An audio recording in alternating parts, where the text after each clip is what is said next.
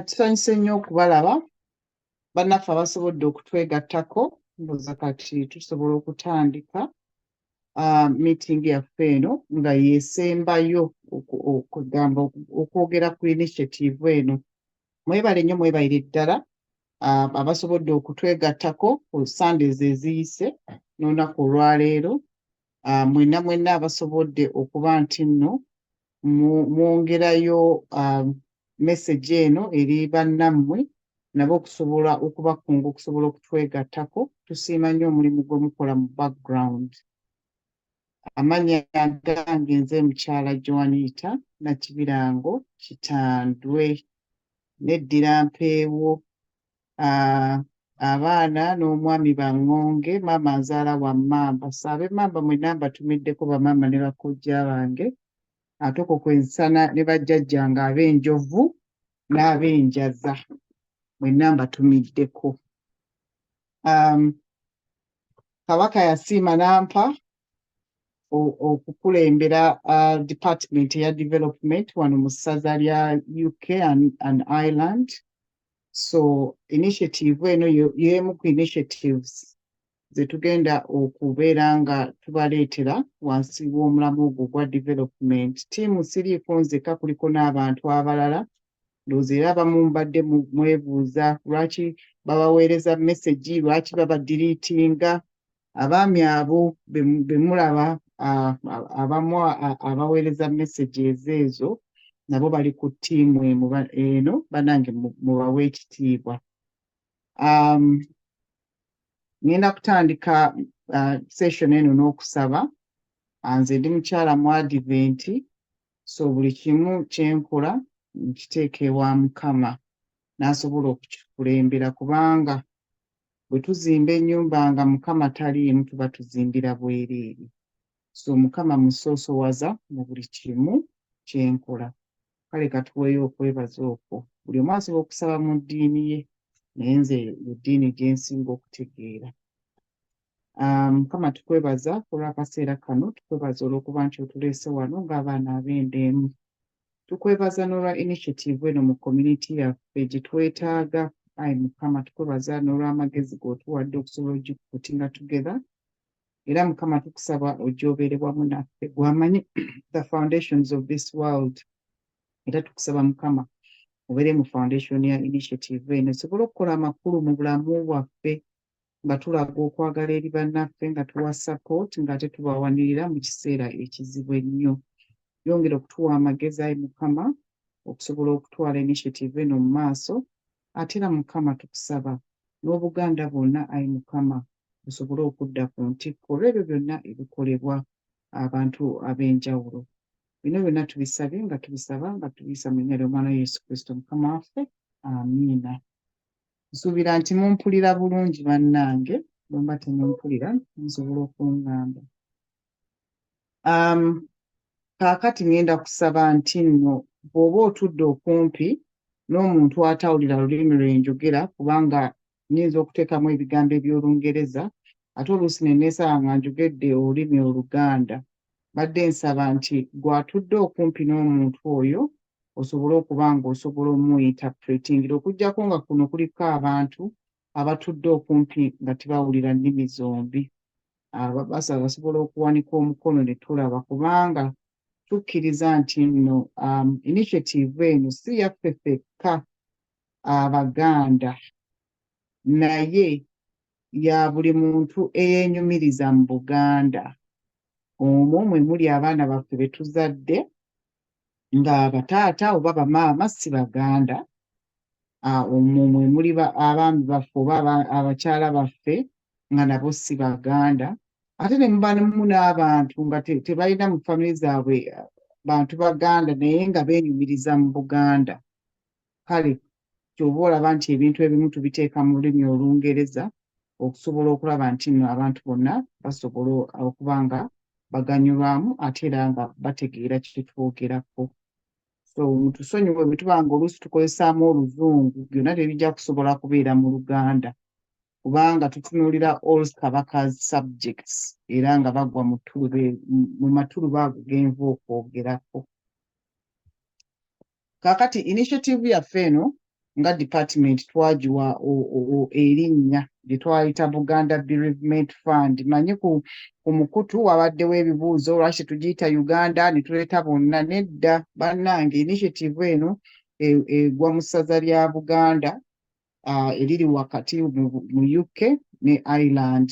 So tetusobola giyita Uganda kubanga ffe bakama baffe abatutwala bali mu Buganda Kingdom. So initiative ejja kusigala ng'erinnya eyitibwa Buganda Bereavement Fund.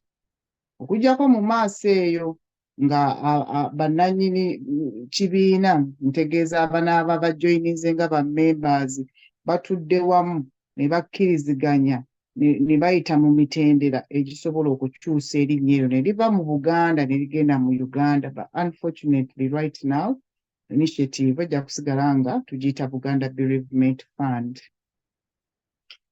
Ngenda kubaako ne byenjogera, mujja kunsonyiwa, manyi abantu balina ebibuuzo bingi nnyo era ne ideas nnyingi zonna tuzirabye, naye sigenda kukkiriza kibuuzo wadde input okuva eri omuntu yenna paka nga mmaze okwogera.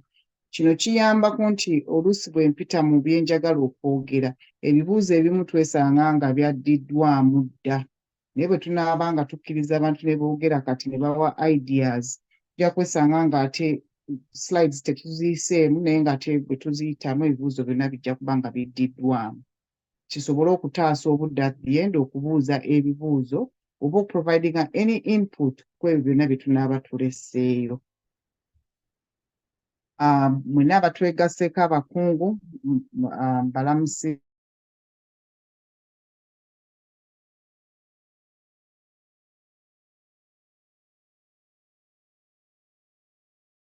Simanyi oba wekitiibwa agatuliraanye wano mu UK, mwenna mbalamusizza. Kale, so initiative eno gye tuyise Buganda Bereavement Fund, lwaki tugikoze? The need we are trying to establish, lwaki tugyetaaga mu community yaffe? Tulabye nti mu community yaffe, yes, tulina initiatives nyingi era ezeetooloolera ku munno mu kabi. Munno mu kabi mumanyi tuvudde e Kampala bazadde baffe bajjajjaffe nga bamukola. Naye ne twesanga nti engeri gye tukolamu munno mu kabi nga bwe twamukolanga eri ewaffe e Uganda takyakola wano.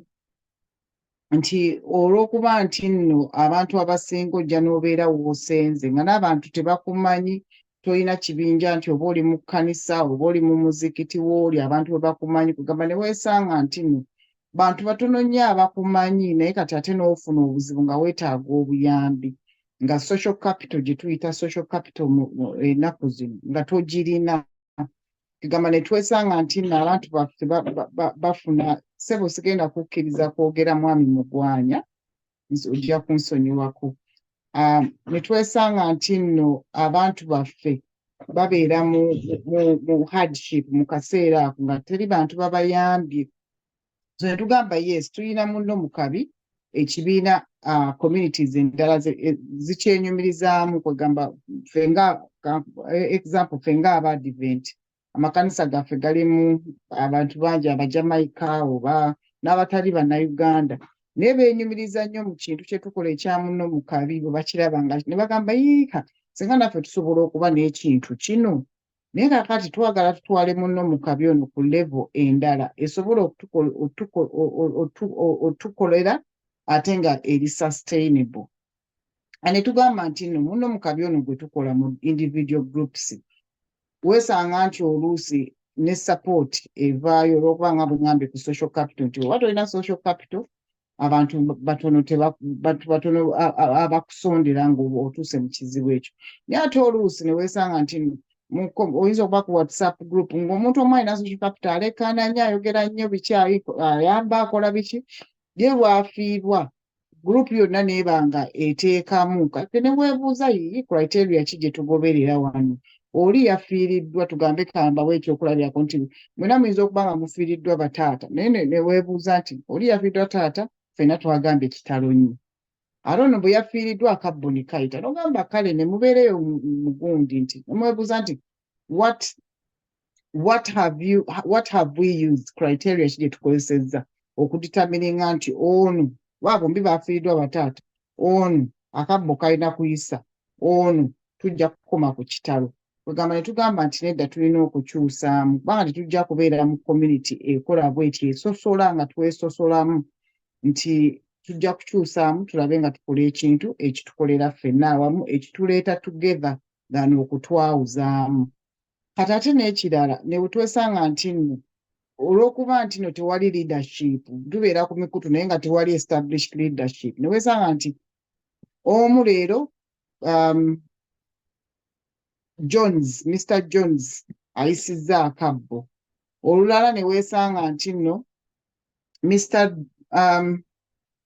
mpe kumanya anti kati gagenze ne mwesanga nti nno Mr. Mukasa ayisizza akabbo ate olulala ne mwesanga tewali ayisizza kati nga tewali leadership structure eyo esobola okuteekawo structure egamba nti nti bannange bwe tuba nga munnaffe afiiriddwa oba munnaffe afudde awummudde this is what we have to do kwegamba nga byonna biri fair to everyone ne twesanga nti wadde tulina munno mu kabi naye tulina okukyusaamu ne tukola ki ne tukitwala ku level eya waggulu so this is why we need to change the way we do our things ne tuproposinga nti nno katubeere n'ekibiina kino ekya Buganda Bereavement Fund okusookera ddala olw'okuba nti tuli bangi ate nga twagala kukyusaamu mu nkola gye tukolamu ne tugamba nedda okusookera ddala tufokasinge ku mmemba nga awummudde oba nga afudde memba yekka nga tetutunuulira baana ba memba tetutunuulira mukyala bw'aba nga taliimu tetutunuulira mwami bw'aba nga tali mu kibiina tetutunuulira taata tetutunuulira maama tetutunuulira bajjajja tetutunuulira barelative oba baneighbor nedda buli muntu alina okuba memba okuggyako oyo ali less than 18 years kubanga amateeka ga nti gatukkiriza kukola financial agreement n'abaana bali less than 18 years naye nga buli muntu ekibiina kiri open ng'asobola okujoyininga ekibiina kino kasitaba ng'abeera mu UK and Ireland aba asobola okukola ki okujoyininga ekibiina kino oba olina jjajjaawo ng'abeera mu ssaza lino oba olina ssengaawo oba kojjaawo oba mugandawo oba mukyalawo oba mwamiwo oba mwanawo ng'ali above 18 aba asobola okwegatta mu kibiina kino ne tugamba nti ekibiina kino kijja kubeera ne leadership esobola okututwala naye tuluŋŋamya mu ntambuza y'ekibiina nti era bwe tuba twegasse ffenna tujja kulaba nti nno akabbo kano tekatulwamu tekabeeraawo nga keetooloola naye bwe tuba twegasse tusobola okwekolamu ki omulimu ate nga ssente zino zijja kuba ziva mu bammembers kwegamba ng'ate kidependinga on how the membership is nti tuwenkana obungi bwaffe bwenkanawa nti bwe tubeera abangi ennyo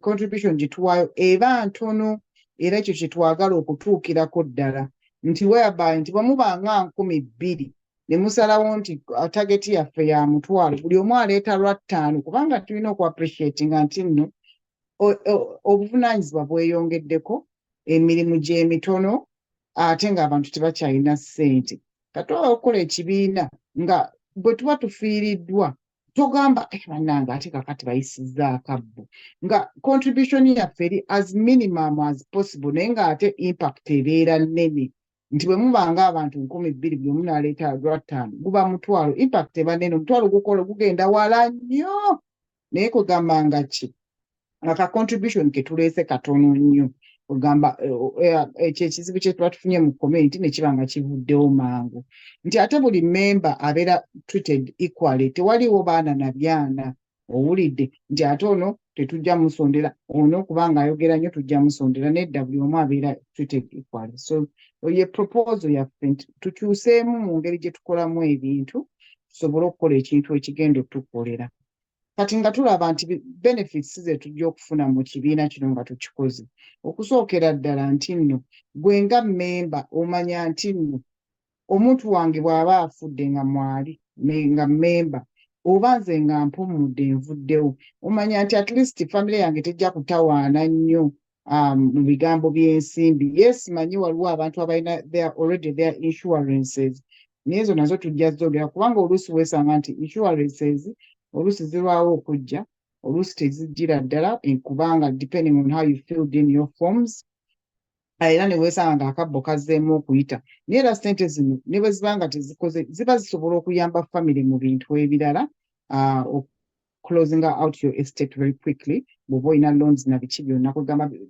ziina bwe ziyambira owulidde nti wabeerawo at least that ka security nti ne bwe ziba nga tusazeewo nti pound 2,000 ze tujja okusonda era ogamba nti okay okutwala omuntu e Kampala oba okumuziika wano minimum pound 5,000 era 2,000 zikola kinene okusinga ng'ate oli ku zero tewali kiriwo so ekyo kiba kijja tuyamba n'okusobola okujja together nga community okukolera awamu okukaabira awamu ne bannaffe n'okusobola okwekolamu initiatives endala ennungi ezo zonna ze tubadde tujja tulaba ku forum ng'era zonna zivudde mu kibiina kino naye nga tutandise na kino omulamwa gwe guno tutandika na kino tetujja kutandika na bingi era kiyamba family okuba nga tezirwerayenga ku loans n'engeri gye tunaaba tukistructurinzeemu tujja kuba ne constitution tujja kuba ne leadership kugamba kisobole okuwa abantu confidence nti kituwe ekiri wajja kubeerawo audit trail at the end of every year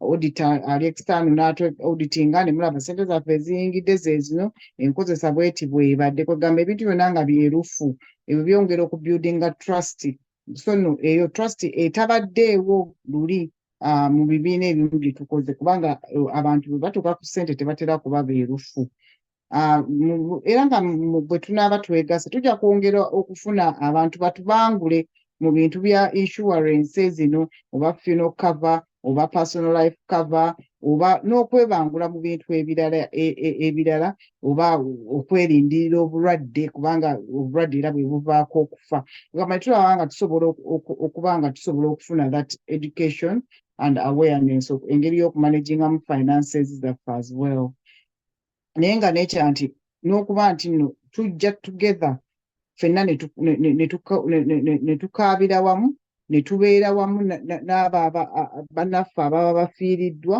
ne tubayambako okubaliftingirako ku burden eyo gye baba bayitamu at that time kubanga abantu abamu tujja kikkiriza tebalina social capital eyo so tuba tusobola ng'ekibiina okujja awamu ne tukolera wamu ati mbalina yakwogera ku ssente zino ssente zino era nga bwe ŋŋambye nti nno contribution zijja kuba nti ffe bammemba nga tujoyininze nange siri mmemba kamwa koogera kubanga tusinaba kujoyininga naye nga baffe bammembers contribution zigenda kuba ziba mu ffe for now manyi abamu bajja kugamba bweno weba charity lwaki tetufunako ku ssente okuva wali nedda for now paka nga twetegereza obuwaayiro obugira ku ssente ezo na biki for now contribution zijja kuba ziva mu ffe bammembers nti era membership fee tujja kuba tusobola okusasula subscription eri one off ng'ojoyininga then bwe wabaawo munnaffe ng'afudde oba kidependinga how you term it oba ng'awummudde tujja kukkiriziganya omutemwa nga bammemba so bannange essente zonna zengenda okwogera wano they are examples kugezaako okulaba nti nno ensonga ennyikira si ze tugenda okuleeta sagala mudemu bagambe nti mukyala Kitandwe yagambye tugenda kuba tuleeta ssente west nedda they are examples so munnaffe bw'aba afudde tuba tusobola member ssente ze tuba twasalawo ze twatema era buli omu z'aleeta era nga mbajjukiza nti twagala tubeere as many people so that nti akasente kano kaba katono nnyo nti ne bw'oba tokola somehow you can afford it owulidde kubanga kyetulaba nti abantu baffe balina obuvunaanyizibwa bungi ate okufiirwa kuno kulina engeri gye kudentinga our wallets kati twagala tumeke sure nti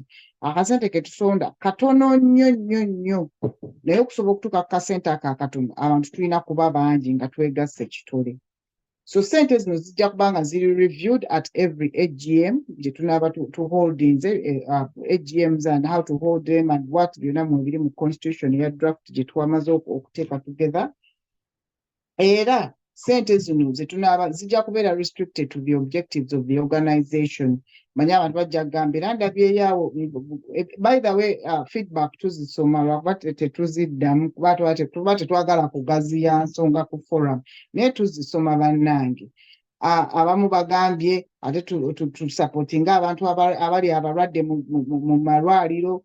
Yes, sente ze tunaaba tusonze zijja kuba ziri just for the objective of the organization, and the objectives right now nga member afudde ye objective gye tuluubirira okutandika.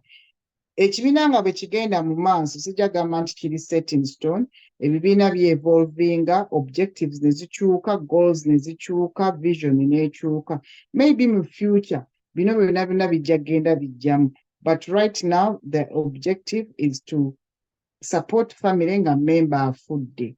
So member bw'abanga alwadde tusobola okukozesa channels endala okulaba nti nno bw'aba yeetaaga support family tekola biki ne tuba nga tuyambira eyo. Owulidde? Era oyinza okwesanga nga era ffe bamu ba member era ffe tuyambye naye nga this organization tejja kusituka egambe nti egenda kuyamba member oli alwadde nga organization nedda.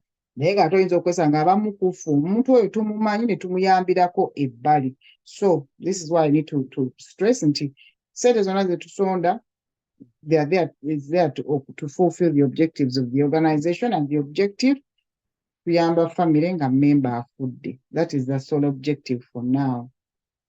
Nti era mu sente zino ne tugamba nti nno sente zino tulina okumakinga sure nti bwe tuzijja kubanga olw'amateeka agali mu nsi muno nti tetwandiyagadde muntu kutandika kupampinga sente mu kibiina kino nga sente waazijja si watuufu. So mu constitution yaffe mulimu akawaayiro akakukwata kubanga ojja kuba you abide by the constitution to make sure nti sente z'otuwa tozifunye mu makubo agagenda against the anti-money laundering laws. Kubanga abantu abasinga abakulembeze abakungu abaami ba Kabaka balina emirimu gyabwe tebandyagadde kuluzinga mirimu gyabwe olw'okuba bakola ebintu kwegamba ebigoing against the laws ez'ensi zino. So obuwaayiro obwo mwe buli mu constitution. So omuntu yenna ajoyininga alina okuabidinga nti sente z'otuwa wadde lwattaano kubanga gwe be bakukwata bagamba sente zo ziteeka wambu ate nziteeka mu bereavement kati baba bakwata ffe nti ki ffe tutwala sente ezivudde mu makubo amakyamu. So tulina okumega sure nti sente ze mutuwa ziva mu makubo amatuufu. Kati ne tugamba nti nno member bwe tujoyininga ka subscription fee kali ke tuba tusasudde mujja kubuuza kajja kuba ate kakola ki. Ka subscription fee kajja kuba kayamba ku administration.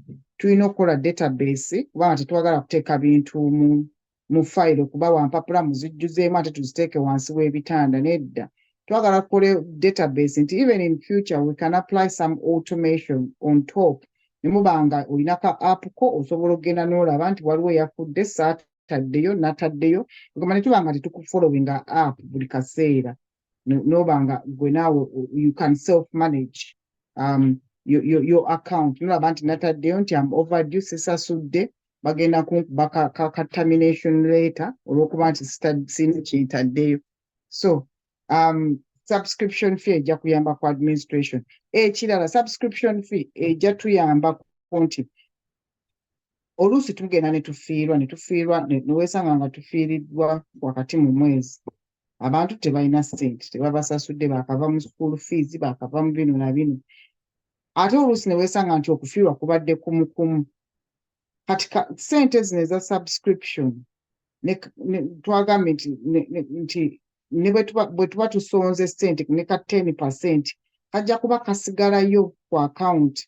So bwe tugatako subscription ne ka 10%, ssente ezo tuyinza ozikozesa ne tuzeewolako ffe bammemba ne twewolako ne tubikkiriza ekizibu kiri ekiba kizze. So for example tufiiriddwa memba wa munnaffe musiraamu mumanye amateeka ga bannaffe abasiraamu baziikirawo kaakati ng'ate abantu tebanatandika kuleeta ssente zaabwe zino contribution ba £5 ba £10 ne twesanga nti twewoze ku ssente zino with the hope that within the 6 weeks nti bamemba bonna bajja kuba batuukiriza baleese contribution yaabwe ne zisobola okuddawo kugamba ekizibu ki ne tuba nga tukicatering defo ne kivaawo naye buli omu n'asigala ng'aleeta within 6 weeks sente ne ziba nga zizzeewo ze twewozeeko era kyova nti twawa 6 weeks zino ziba 1.5 months nti era kale in 1.5 months osobola kufairinga kufuna contribution jjukira aiminga tubeera abantu bangi kyo temukijjukira temukyerabya nti bwe tubeera abangi ka contribution kaba katini kati wano twateekawo example nti bwe tubeera abantu 1,000 ng'ate target yaffe ya 1,000 buli omu aleeta lwa 10 bwe tubeera 2,000 buli omu aleeta lwa 5 target bw'ebanga ya 1,000 kwegamba tugezaako okulaba nga akasente katono nnyo nti whereby nti ne bwebanga mu 6 weeks ezo tezikasobola kulema kufuna kuteekayo aka 6 weeks abamu mujja kubuuza nti ate kaakati bwe tufiirwa abantu abangi tukikola tutya nti tuyinza okufiirwa abantu 5 bwe tuba nga buli omu ateekayo lwa 10 buli omu muteekayo kati that is 50 pounds nti bwe tuba nga nze omwami mwe tuli mu kibiina that is 100 pounds manya that is 100 pounds for one family naye ekibuuzo kiri nti abantu bano bonna bwe bafa ng'era obamanyi ng'ekibiina kino tekiriiwo ekikukkiriza okuleeta olw'10 boono bakola otya kubanga right now omuntu bw'aba afudde ng'omumanyi abantu abasinga nze benjogera nabo akugamba tasobola kuwaayo less than 50 pounds kubanga bwe tusonda ssente ezo nja kuteekako omwami n'omukyala Kitandwe 5 pounds naye ng'ate oyinza okwesanga nti omuntu oyo afudde tumuyita jjajja oba tumuyita ssenga kati ate abantu bajja gamba bano abamuyita ssenga bataddeyo lwa 5 owulidde nange nja olaba ababamanyi ennyo bataddeyo olaba oli agamba ye best friend we naye ataddeyo lwa 5 kati nze nsobola kuteekayo lwa 50 pounds okitegeera so ne weesanga nti nno ebiseera ebisinga abantu baba tebalina ssente tebateekerayo ddala kati n'olwo olw'ettaano ne tulusubwa ng'ate omuganda agamba nti kamukamu gwe mugaada so kyobola nti tusanye essira ku nnamba y'abantu the more people the less the contribution the bigger the impact nti bwe tuba abangi ennyo kasente kajja kuba katono nga tekadentinga nnyo akawunti zaffe nga kali affordable naye ng'ate omulamwa tutuukiriza munene bulungi so njogedde ku ka 10% nti tugambe nti bwe tuba abantu 1,000 ne tusonda ssente zaffe 1,000 kaakati mu akawunti yaffe tuba ogwo 1,000 tujjayo 1,000 ne tuluzza ku akawunti ne lubeerayo kubanga mu myaka 5 ate tulagala tujja tubagambe bannange subscription fee ewedde anti tuze tusasula database tuze tukola bino na bino kati ziweddewo nedda twagala tubeere ne constant flow of funding in our account so bwe tuba nga tugambe nti tuli abantu 1,000 ne tusonda 1,000 ka 10% ako kasigala ku akawunti ne kabeerayo n'akalala bwe kati ka 10% ne kaba nga kasigala irrespective of how much our target is and how much the percentage will always be 10%. Ne bwe tugamba nti nno 2,000 ye target yaffe so ka 10% pound 2 zesigala ku account so that's how you should calculate it. So ebyo bye high level ebisingawo byonna ku ssente biri mu constitution naye nayagadde okugjayo high level just a points obutono so ku membership era njogeddeko nayogedde ku beginning nti membership eno eri open to all Kabaka's subjects ababeera mu UK ne Ireland Republic of Ireland Ireland eya Dublin kubanga eya Belfast eri part of UK kati nayo gye tutegeeze eya Dublin naye Kabaka's subjects be baliwa nafumbira omwami nawasa omukyala si Baganda benyumiriza mu Buganda abo bonna basobola okujoininga ekibiina nze siri Muganda nazimba mu Buganda nenyumiriza mu Buganda njagala nnyo Buganda byekola abo bonna basobola okujoininga ekibiina naye ate era mu constitution wajja kubaayo obuwaayiro obukwata ku abo abantu abagwa mu ttuluba eyo abatali Baganda kugamba tujja buyitamu nga tuli mu constitution eyo naye nga bonna bakkirizibwa okujoininga ekibiina. Ajoininga ekibiina alina okuba emyaka 18. Tetwagala baana, ekibuuzo kyajja okuleetamu abaana abali less than 18. Ne tufuna okuwabulwamu ku bantu abali mu insurance sector, nti nedda ezo financial contracts ezikkirizibwa eri abaana abali less than 18. Ate n'ekyo kintu kyemmanyiko nti gavumenti eyambako ku baana abali less than 18. So unfortunately tujja kuba tetubateeka mu kibiina fonna paka nga twetegerezza ebintu ebimu, nga bwe mbagambye nti abantu abamu abali behind this thing bakola mu financial services, tebaagala careers zaabwe going down the drain nga bakola ebintu ebitagoberera mateeka ga mu nsi eno gye tulimu. So tujja kuba ne list of membership, tujja kukola database nga kubakaawo omulanga nga nnoonyayo omuntu yenna asobola okutuyambako okuprovidinga their free time tusobole okugibuildinga. Ninayo omwana gwe nafuna naye sinaba kulaba mulimu gwakoze.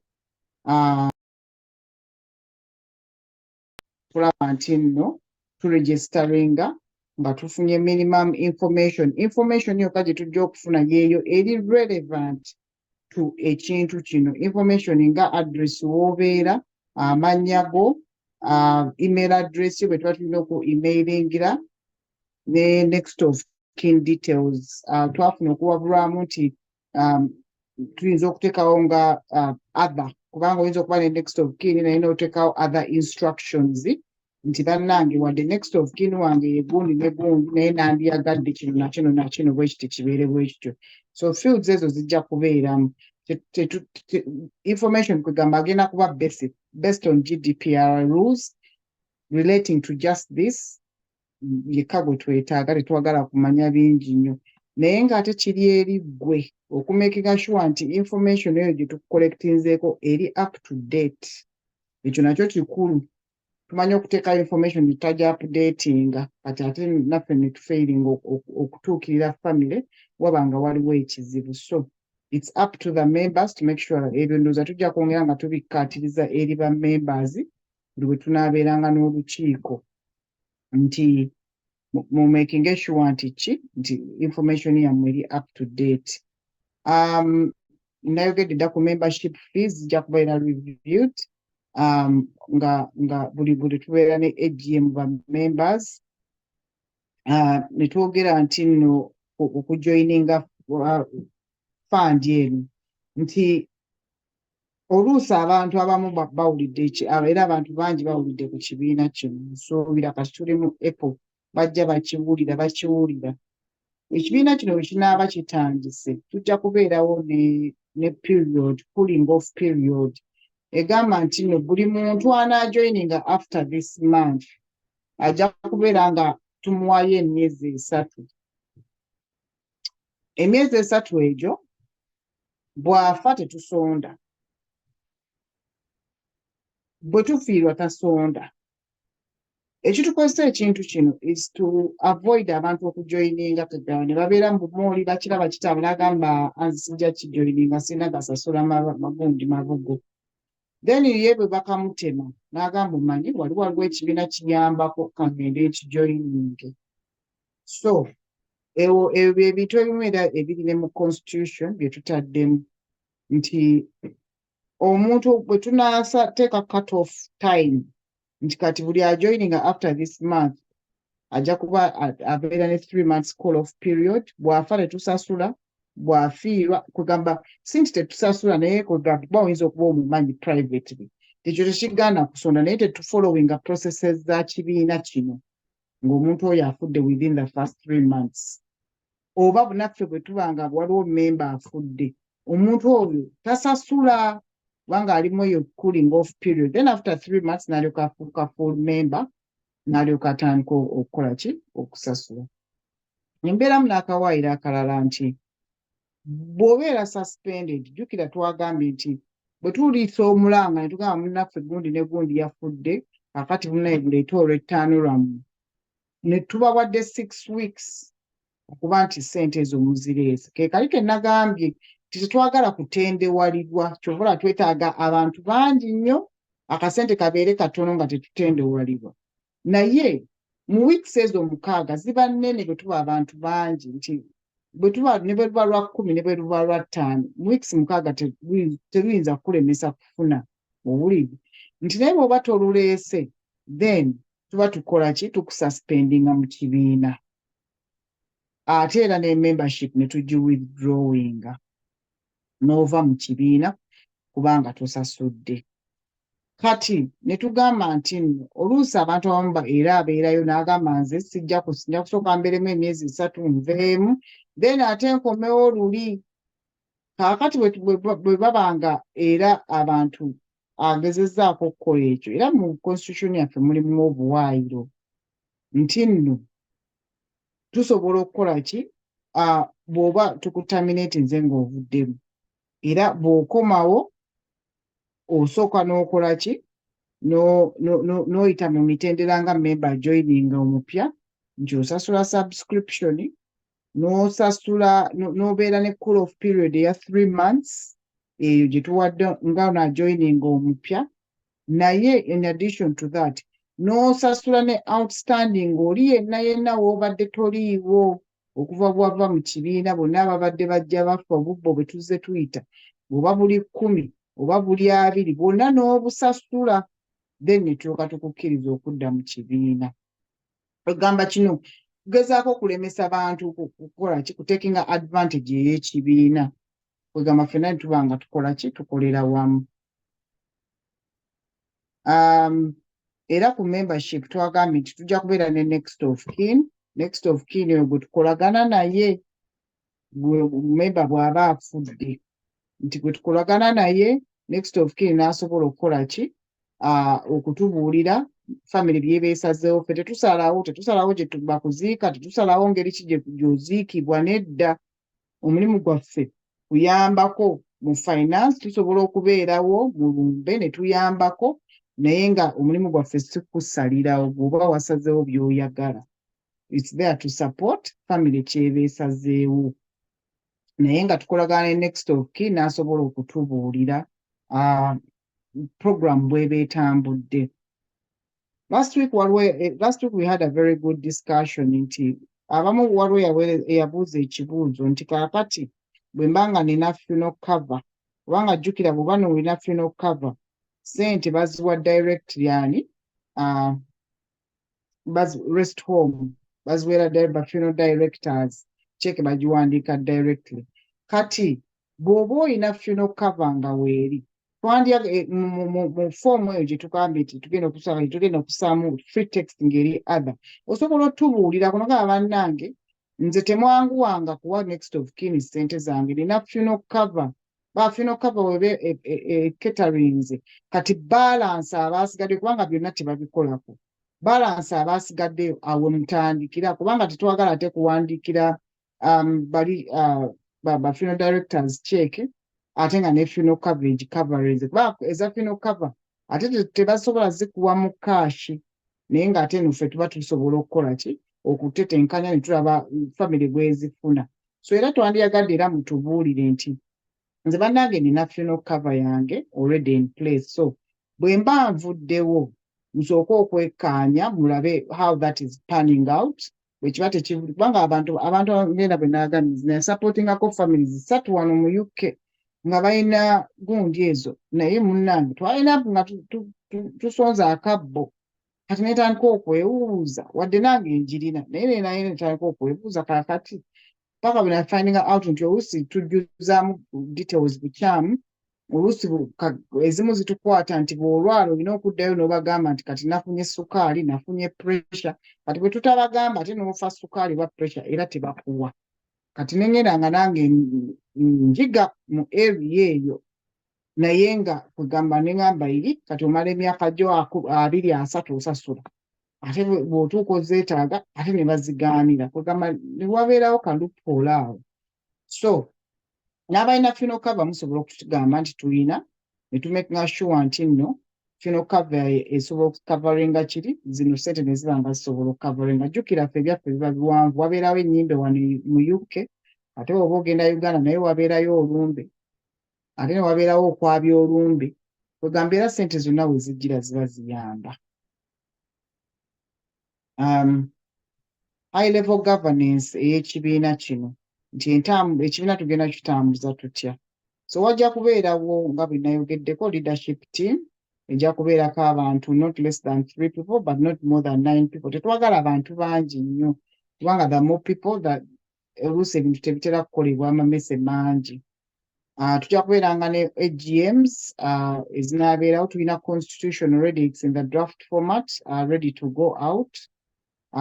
Tusobola ogikubaganyaako kugamba eri mu form gye tusobola ogikubaganyaako. Tujja kubeera ne ba representatives nayogeddeko nti abaami abamu oluusi be mulaba babagambako ku forum nti bannange mwefuge already bali ku representatives ku department eno eya development. So tujja kuba n'abaami abamu era abo okuva mu mabendobendo amalala ng'era bayambako first of all okuttaanya ensonga eno abantu bagitegeere, secondly okulaba nti nno abantu basobola okutuukiriza dues zaabwe n'okusobola okutudirectinga wabanga waguddewo ekizibu ng'omuntu oyo afudde ali mu bendobendo. So mubettanire nnyo, mubeekwateko nnyo, babamanye bwe baba bayise abakungu bayita bwe bakola functions mu mabendobendo gammwe, mugende mubeereyo babamanye nti munnange nze nange mukyala Kitandwe gyendi eno mu South mu bendobendo lya Mukungu mu Kiibi nti gyendi bannange mbeera wano na wano. Abantu babamanye twemanye bannange tuleme kweyawulayawula nga tujjewo eno eŋŋamba egamba bannayuganda bantama.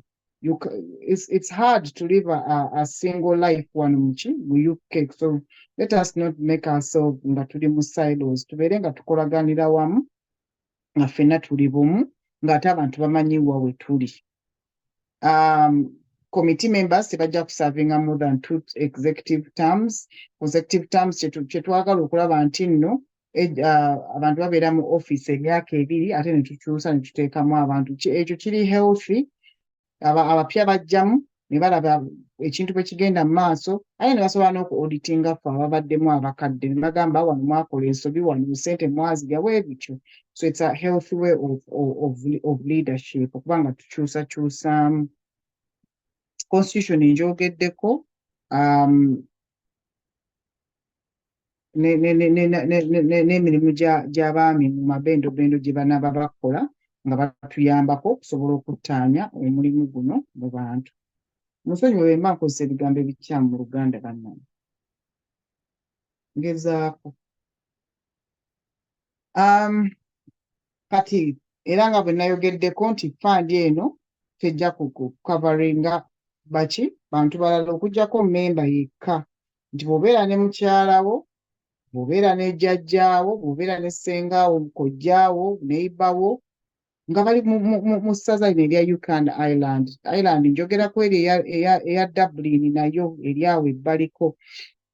Bwe babeerayo baganda bo bonna nga balina emyaka 18 n'abaana 18 n'okwambuka waggulu, mube encouraging okujoininga ekibiina. Gwe bw'ojoininga ng'omuntu omu n'ofiirwa abo abantu benjogedde, sigaanye ffe Abaganda era tudduka ne tukuŋŋaana ne tuyambako. Naye kino ekibiina tetujja kusituka nga kibiina kino okujja okuyambako, tujja kusituka nga ba individuals. So we encourage okulaba nti nno abantu bonna bakijoininga ekibiina. So next steps, tulina okumaliza database eyo, tulina okukola ki? Okutandika awareness ya constitution okugiyitamu n'okwongera okwencouraginga abantu okusobola okujoininga ekibiina. Nti tulina ne high level timeline ka plan kaffe akali high level biki bye tuluubirira. Kubanga bw'oba tolina plan gy'olaga oba tolabayo. Tulowooza nti nno by end of omwezi gwa May guno ogujja tujja kuba tusobola okuba nga database eyo eri ready nga tusobola okutandika okukola ki? Okuregisteringa. Then by 1st of July ne tuba nga ekibiina tusobola okukirunkinga. Fingers crossed. Bannange saagala mu holding ku dates zino mujjukire mirimu gya nakyewa oluusi emirimu giri gigenda gitutwalira obudde ne twesanga nga ate gino egya nakyewa tugitadde ku hold. Mujja kutusonyiwamu naye nga the moment Mukama nga ye mubeezi ng'ate ali mu kibiina kino, ezo ze dates ze tutunuulira nti omwezi gwa April guno tubadde tukola community awareness ku kibiina, kati omwezi gwa April tujja kuba tukola ki, tufocusingako nnyo ku constitution eyo eri draft, tulabe nti nno by end of June constitution nayo eri signed off. Bannange mwebale nnyo, mwebale ddala kumpuliza n'okubeera patient. Kati ngenda kuggulawo tutandikwe ebibuuzo. Ebibuuzo bino tugenda kuwanika mikono tusobole okubeera a little bit organized. So ngenda kusaba tuggulewo nga tuwanika emikono, naye nga bwe muwanika emikono bwedda ndaba ebibuuzo ebimu nga bijja mu bundi mu chat. Kamala okugendako mu chat ndabe ku bibuuzo ebiriyo.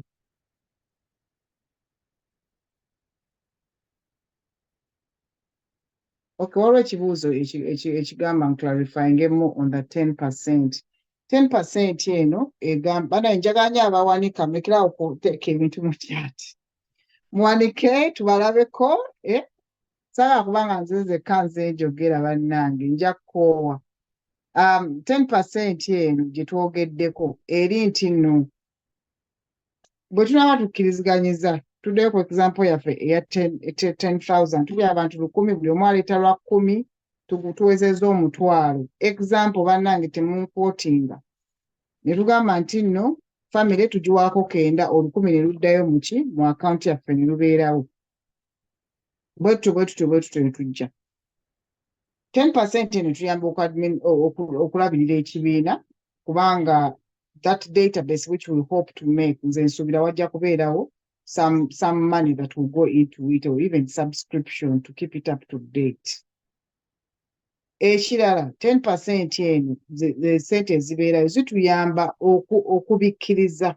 You know, like kati nga nawadde example y'abannaffe Abayisiraamu, Abakristaayo tetutera ku papa, naye abannaffe Abayisiraamu ndowooza amateeka gategeeza nti balina okuziikirawo based on what we see. Simanyi bannange munantangazaamu. Kaakati munnaffe Omuyisiraamu bw'abanga ali mu kibiina kino n'awummula, bwe tuba tulinawo kasente tusobola okwewola, twewola bwewozi. Tetuzijjaayo tetuzizzeeyo, nedda tuba twewola bwewozi ku ssente ezo eziri ku account, ne tubikka ekizibu kiri. Kati mu wiiki zino 6 ze twataddewo, ffenna ne tuba nga twekubiriza okulaba nti ssente ezo tuzizzaawo. Nti era mu wiiki 6 bwe ziggwako nga nze nga mukyala Kitandwe sireese, ng'ebbaluwa ejja enzijukiza nti munnange tewaleese contribution yo tugenda kususpendinga. Kubanga jjukira kye tugezaako okukola nti ssente ntono nnyo, ka contribution katono nnyo, nti era mu wiiki ezo 6 tosobola kufeiringa kukola ki, kukafuna. Kati awalala wendabye nti 10% eno oluusi egenda ne accumulating. So for example, mu myaka nga5 tufiiriddwa abantu, let me just say maybe tufiiriddwa abantu 5 mu myaka nga5. Kakati mu myaka nga5 nga buli omu tujja tumuggyako pound 10,000 abantu 5 ziba pound 15,000. Oba kale katugambe abantu 10 be tufiiriddwa guba mutwalo. Tuyinza okusalawo nga bammemba kuba byonna tusalawo ffe nga bammemba. Ne tugamba naye omanyi ono omuntu afudde 11 temuleeta kubanga tulina ssente ezimala to cater for this. I've seen that work somewhere else as well. Nti bammemba ffe tujja kutuula tulabe ssente zaffe bwe tukola ki, bwe tuzikozesa. Singa mmemba afiira ebweru w'eggwanga, kino kidipendinga bagenda kuziika bweru w'eggwanga, kidipendinga ggwanga ki. Nti say for example member, tulina member abeera mu nsi nga Sudan, mu nsi eziri ku lisiti ezimanyiddwamu okubeeramu obangambe ntya eziri ku lisiti. Waliwo ensi globally, waliwo ensi ze baateeka mu lisiti eziri ku red list, nti bw'okola any transactions n'ensi ezo, account yo ebeera flagged up straight away, ne batandika ogimonitoringa. So ekyo kidipendinga nsi gy'olimu. Naye tugambe memba agenze ku holiday Uganda n'afiira e Uganda, akyali memba tuba tusobola okukola ki okumudduukirira as long as the next of kin is available. Mutaddewo gundi zammwe ziri up to date nga bwe nabagambye nti ziri up to date, musobola okukola ki, tusobola okudduukirira memba oyo. Naye nga byonna biba byakuteeseganya nti tuba tulina okutunulamu nsi ki gy'ofiiriddwemu, eri very key, n'engeri ki gye tuba ssente ezo gye tutuusa ku family. Kubanga sandiyagadde ate akawunti yaffe ebeere flagged up nga ofiiridde mu nsi eri ku red list.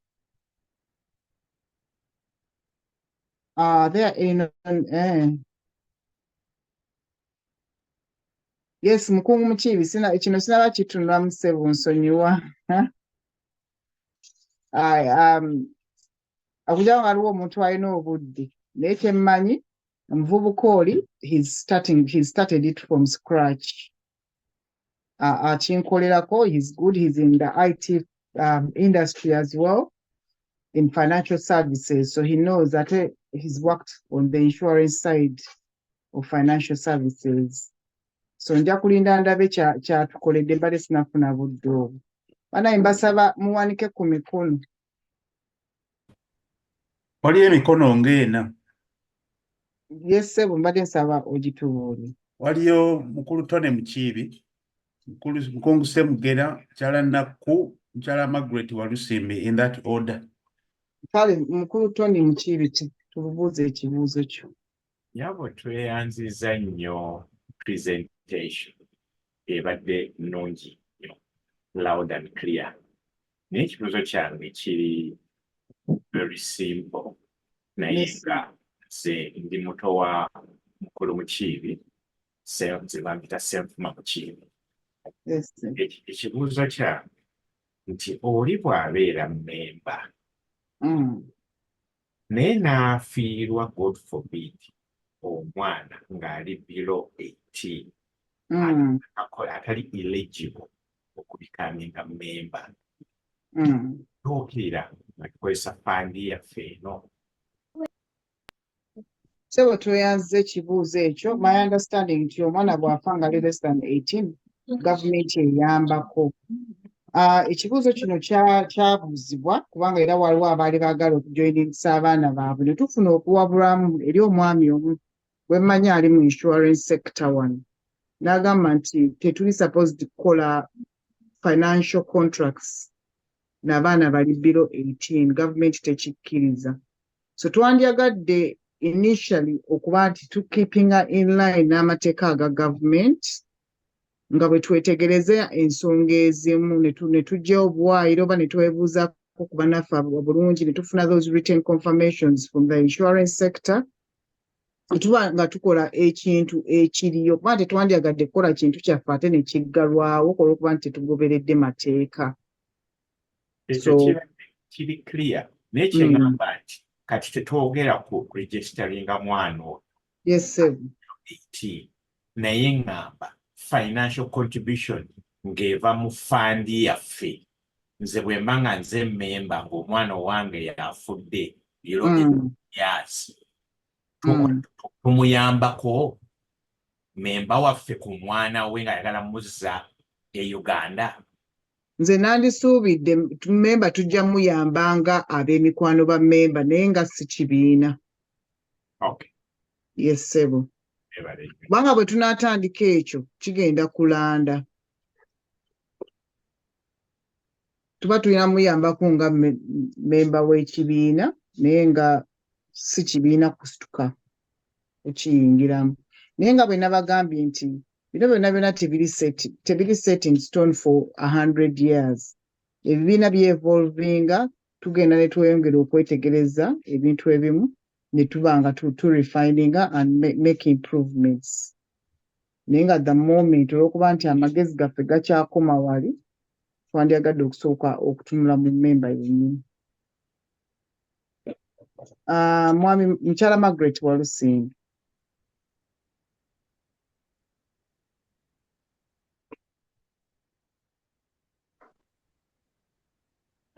Mukyala Margaret Walusimbi nga bweyetegeka kambuuze Mukungu spread Semugera. Weebale nnyo nnyabo. Ekibuuzo ekyange kiri nti tugambye nti omuntu aweebwa sabbiiti 6 okusasula oba okuwaayo amabugo. Kati Semugera okumuzza e Busunju ng'asomose ekibiina kitwala bbanga ki? Kirina kulinda weeks 6 oba waliwo ebbanga nti omuntu bw'anaabanga agenze Kaganga mu bbanga eritasukka bwe riti famire ye w'amaka ge ganaweebwanga. Ekibuuzo kyange.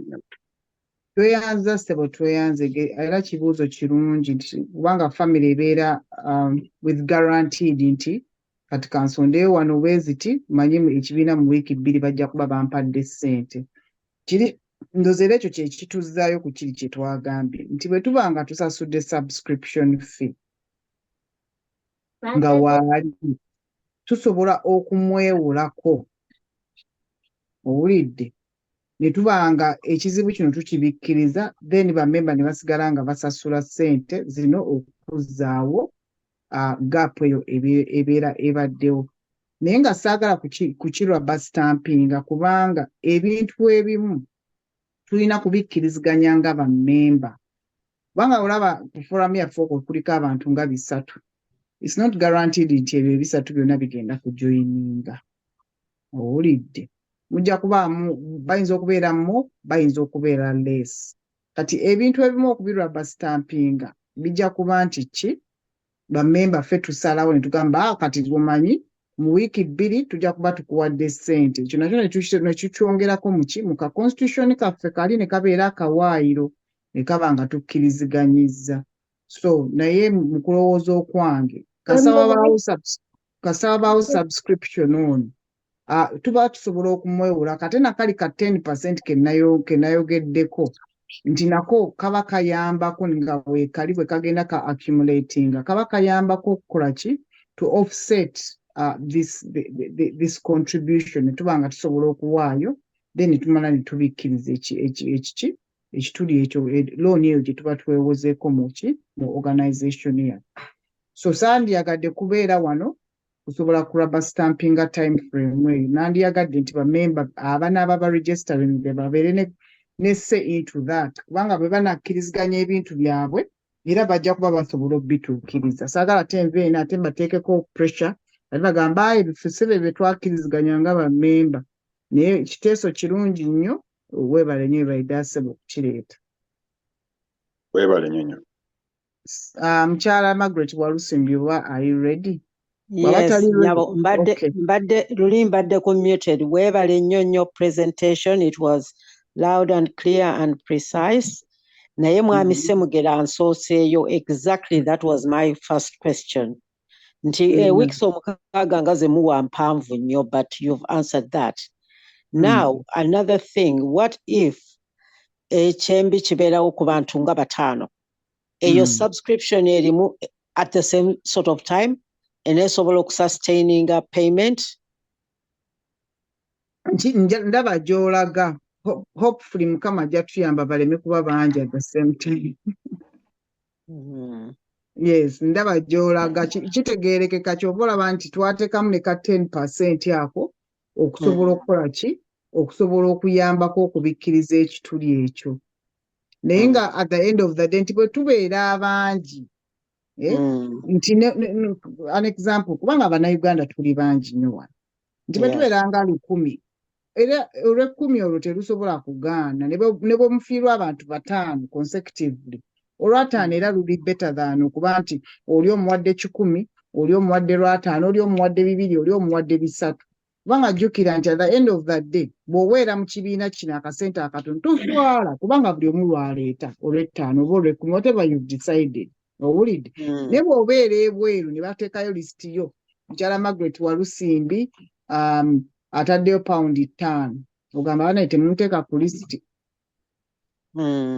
oba sijja kuweera ddala kuba nja kuswala oyo mumanyi neighbor waffe wali ewaffe gye tuva ku kyalo kye kimu okiraba naye bw'oweera eno nga tuli bangi olw'ettaano terukuswaza olusaayo n'osigala ng'oyimiridde. Yes sir. Okay, weebale nnyo. Mwami Mayanja weebale kutujoyininga. Mwami oyo ali mu insurance yagezaako oluusi okutukola ki? Okutuwa more information in that insurance sector.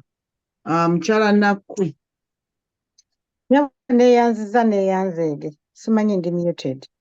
Nedda tukubulira bulungi. Amannya nze Florence Bukulu. Nteesereza hano okuva mu kibuga Leeds. Tweyanziza. Your presentation was very clear. Kati nze ekibuuzo kyange ndowooza kiddiddwamuuko paatiri okuva ewa mwami Ssemugera ne mukyala Walusimbi oba muganda wange oba mukyala wange. Kaakati paatiri kiri nti kyembadde njagala okugamba constitution ndabye nga eri very tight mpozi ng'oba mukyogeddeko ne sikiwulira naye ndabanga abaneesiba emikono nti mutuuke nga mwagala okukwata ku ssente ziri naye nga mwesibye temusobola zikwatako.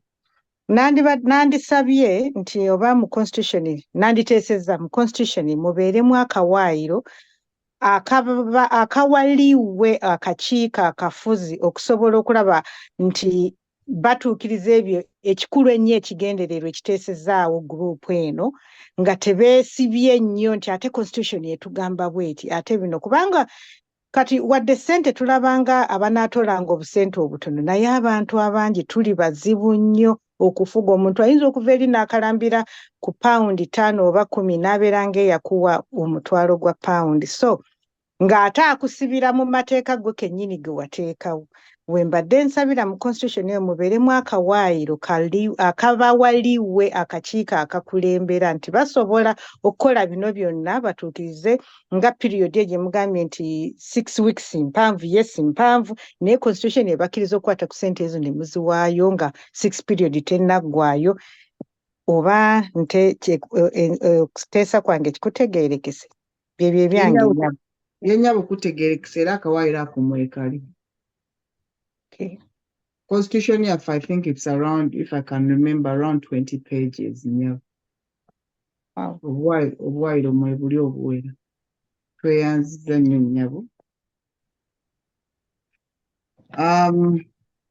Mukyala Juliet iPhone.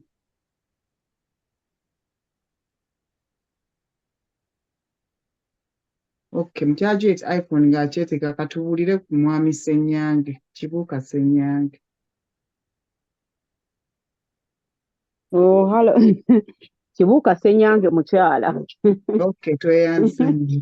Saataddeko linnya lisooka. Kale tweyanziza nnyo ku presentation. Kati nange ng'aboogezi abasooseeko. Ekibuuzo kyange kibadde oba partly answered. Naye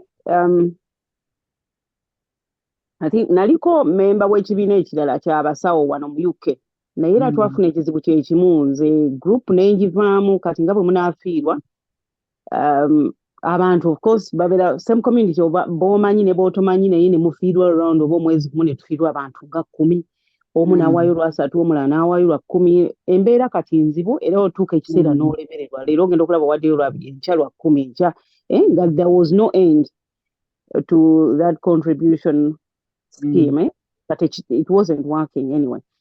Naye kati nze kyembadde mbuuza period eyo twerabira olaba kati oluusi tugenda ne tufuna fine kangeze wano oba oyise mu Dartford bagiyita batya Dartford tunnel or something ne weerabira okumakinga payment not just because toyagala kusasula naye you overlook these things.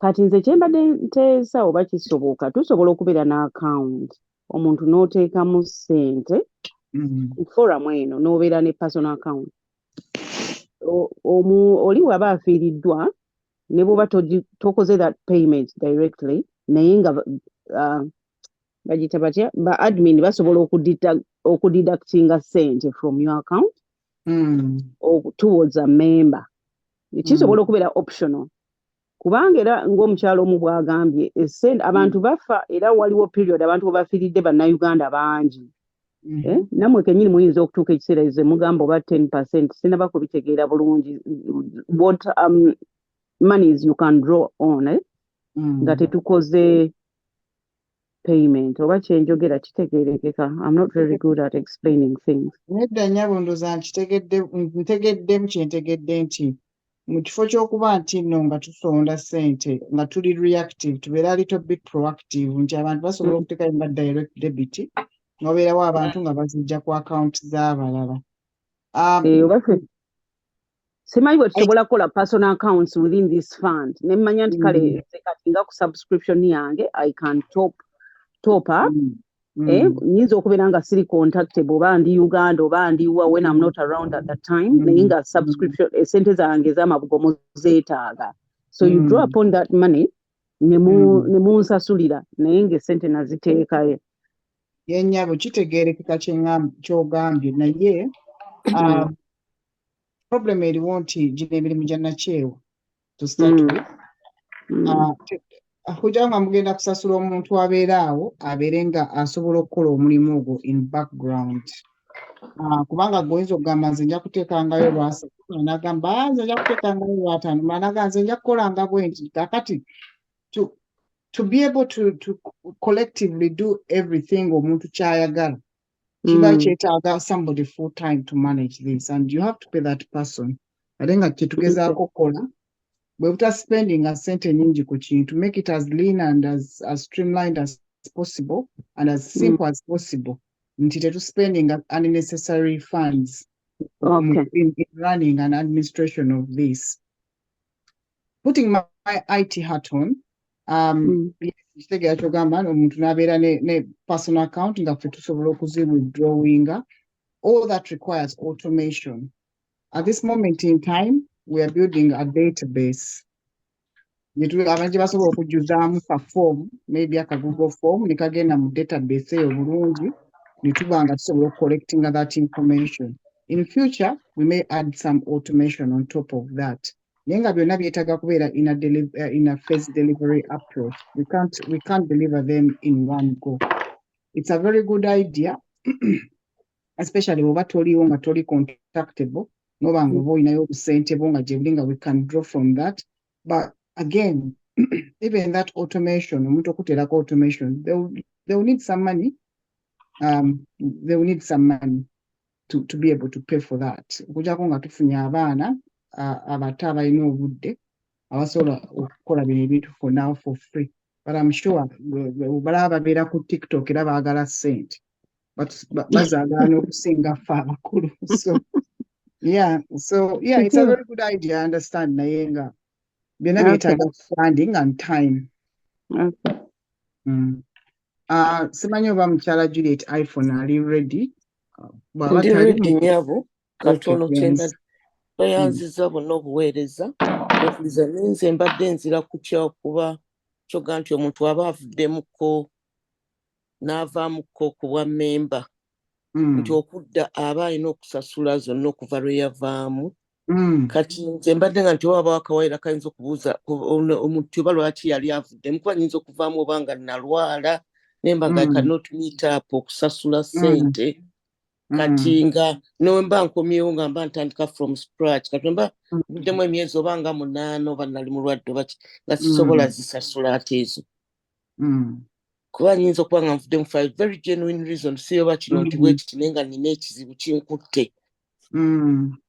Kati okuba nti ate mba nina okusasula ziri zonna emabega ng'ate we mba sisobola kuzimiitinga olw'embeera gye mba mpitamu. Yes, kati ekyo nsobola okiddamu nti okusookera ddala saagala kugamba nti kye ngenda okugamba that's the final answer. Kubanga nga bwe nagambye nti ekibiina kino kijagala kubeera run by what the members want. Ebiseera ebisinga nti bwe tukola initiatives nebanga eri push down communication, people don't adapt to it. Naye twagala ebeere push up whereby the members basalawo wadde tulese initiative ne tuleeta idea ne tugibuilding a product ne tugibalaga, the members have an input into it kubanga ekyo kye kireeta sustainability. Bo baba basazeewo nti kino kye twagala era baba bajja kusobola okucommittinga to it. Secondly, ekintu ky'okuba nti omuntu afulumye olw'okuba maybe alwadde. Buli omu ajja kutuuka ekiseera agambe nalwadde sijja kusobola. Ekituteesaawo ekintu ekyo to try and limit abantu okutekinga the thing advantage. Ekintu kino okukireeta neebuuziza ku communities endala eza African communities. How do they do it? What issues have they found and what lessons have they learned? Running ekintu kino. These are some of the lessons that we are trying to apply. People take advantage of ebintu bino. Mwesanga nti nno bwe mutaki tightening abantu bakozesa loopholes to be able to benefit. So we need, if somebody else has learned a lesson, these are some of the lessons I've learned over the last couple of years. You know, Africans, we are very smart. People will take advantage of it if you don't close these loopholes. So we are trying to close the loopholes. To their advantage. Nti omuntu ayingira wano n'afuluma n'akomawo ng'ali tamina ate n'ayagala obuyambi. So we have to tighten those loopholes. Tetugamba yes, osobola okufuluma tetugaanye naye bw'oba oyagala okudda bino by'olina okuyitamu okusobola okudda. Owulidde? Naye ng'era nga bwe mbagambye, these are our thoughts nga team and maybe learning from other people's experiences. Nenga ba members bayinza okusaba ne bagamba you're too tight ffe kye tutujja kitwala kino kye tujja okugumira. Then so it be. It's a democratic process. Tetwagala kubeera ate ba dictators. Nenga from what I've learned from other communities, you have to tighten it up. Otherwise bw'okireka nga kiri loose, people take advantage eventually ng'ekintu kiggwa ate nga twandyagadde okubeera n'ekintu ekigenda okubeerawo for years okutuyamba. Mukungu Mukiibi.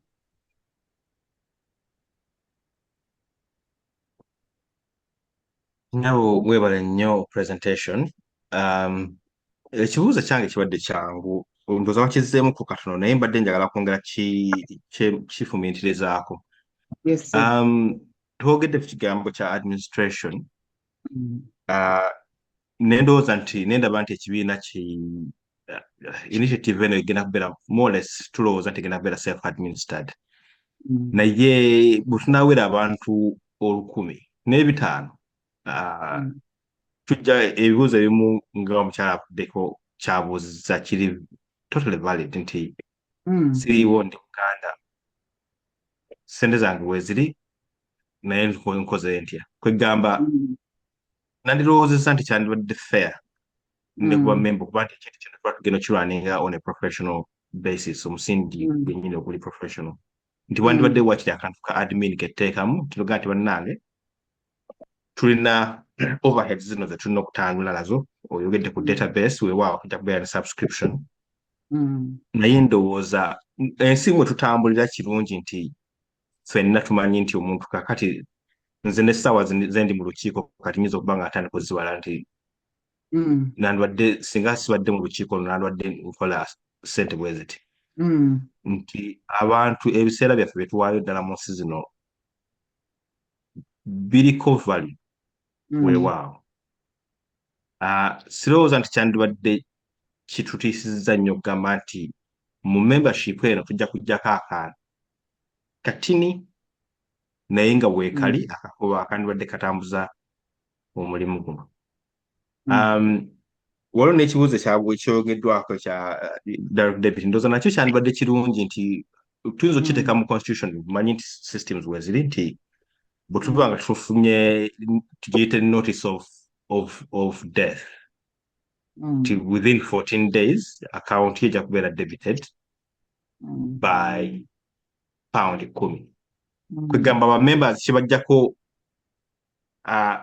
burden ene okuba nti buli kaseera ajja kuba nina okubeera ku mukutu guli okutegeera nti waliwo notification ezze nina okuloya ssente ezo. Nti ne tuba nga oba walina account n'ogamba nti kiraddewo account yange eri mu £5 nti bw'abaawo any notification of death manya nti within 14 days Buganda UK Bereavement Fund bakiyita BBF ejja kunola ssente ezo okuzijja mu account yange ndowooza nekibanga kiyinza okulongoosa okusala ku administration kati nekibanga administration ebeerako okwebukobuka notification ezibounce nze nti zino zigenzeeyo naye ssente tezibaddeeyo ne tubanga tudilinga naye that 10-5% rather than this 500 people mulete ssente bannange ate guntanaleeta kyekirowoozo nnyabo tweyanza ssebo tweyanzidde ekirowoozo kirungi nnyo era twagala nnyo nga bwe nagambye to add that automation on top naye who is ready to put in that time byangu kugamba kekatukali kengambya ka admin ati we need that commitment bino ebyanakyewa byetaaga commitment and I've been in them so many times that okwogera kyangu nnyo direct debits zonna ziteekawo byangu nnyo okwogera but ne mu direct debits zemuteekawo mu banking there are people behind them running them so kyembagambye kiri unless somebody is ready and for us to make this thing more streamlined and automated like ebintu byetulaba right now ku banks zaffe byetulaba we need people to run them, we need people to put them into development and be able to run them. I'll just give you an example. I was one of the project managers behind that secure customer authentication. Jemulaba ku your accounts nti bw'oteekayo ssente bw'oba osasula ssente nnyingi you get a notification ekutwala ku app yo n'osasula. But the infrastructure behind that little thing kyetwateekamu is massive and a lot of work went into it.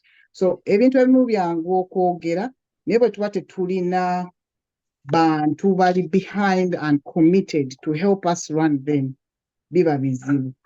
So nga bwe tuleeta ebirowoozo bino nga bwe twagala ekibiina kino ogenda mu maaso and streamline and add automation njagala nnyo abantu baputinge up their hands bagambe bannange mukyala Kitandwe I'm ready to help. Kati nga omwami oyo mwami Mayanja ali mu insurance gundi sector he put up his hand and said I'm ready to help refine this. Kati njagala nnyo abantu abagenda okujja batuyambeko okulaba nti ekintu kino tukirefininga ne kibeera better okuteekamu time. Ideas nnungi nnyo naye it's the commitment and people behind it. Tova tutwagala okireka at the moment ku beginning nga kiri a little bit semi-manual kubanga commitment eyo teriyo. Naye bwe mulabanga mwenna mwagala bino ebintu bibeeremu. Yes, be part of the change you want to see, please. Mujje mutwegatteko mutuyambeko. No, I'll be direct. Yeah, it's true. Yes, yeah, be part of the change you want to see. Yeah, we're truly never yes, this is an open forum. Yes. Some of these things, we'll walk bows, hands on deck. Era ndooza ensonga kingambye nti mwandibaddemu akantu ka admin kubanga waliwo ebintu kati naye ngati kati oyingidde mu technical nti guno omulimu gugenda sigenda gukola kiro ate nkeera nkola ogwange. Waliwo abantu abasobola okukola ebintu bino n'aba nti kasente ako ketaddemu aka admin kaba kayamba tuleme kugamba nti mukiibi bw'onoofunayo ssaawa 2 ku lw'omukaaga onoosobola okujja n'otukolera kano kwegamba kiyinza obutatuusa giwa gye twagala kugenda.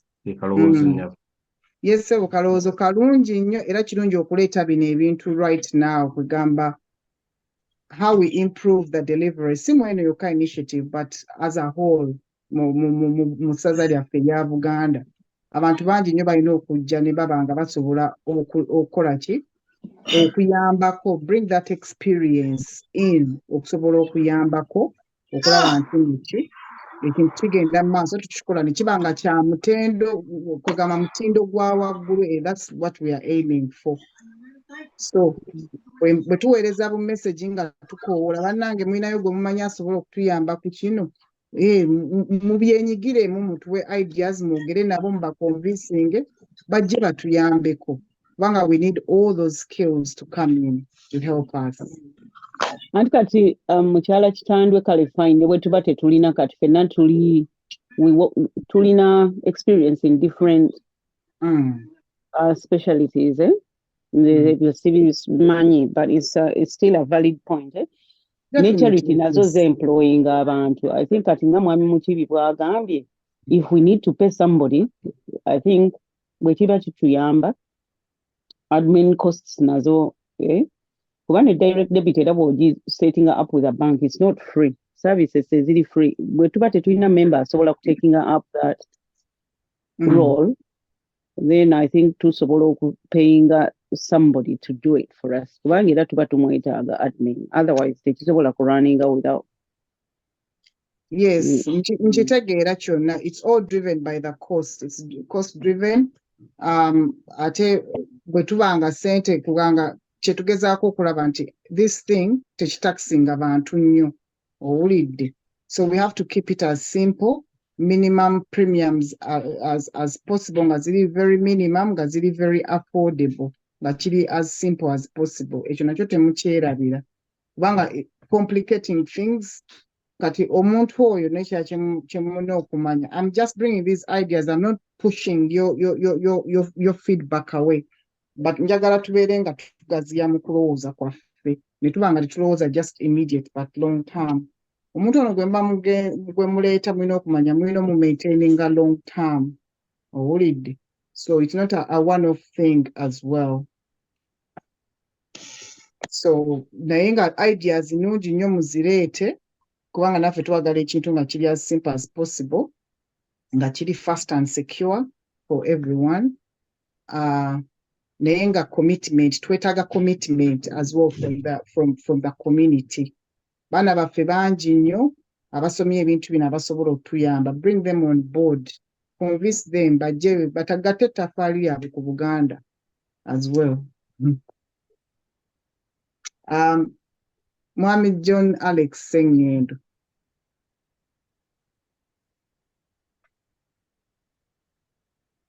Mwami Sengendo ndooza akyetegeka. Mwami Nabbaali, Richard Nabbaali.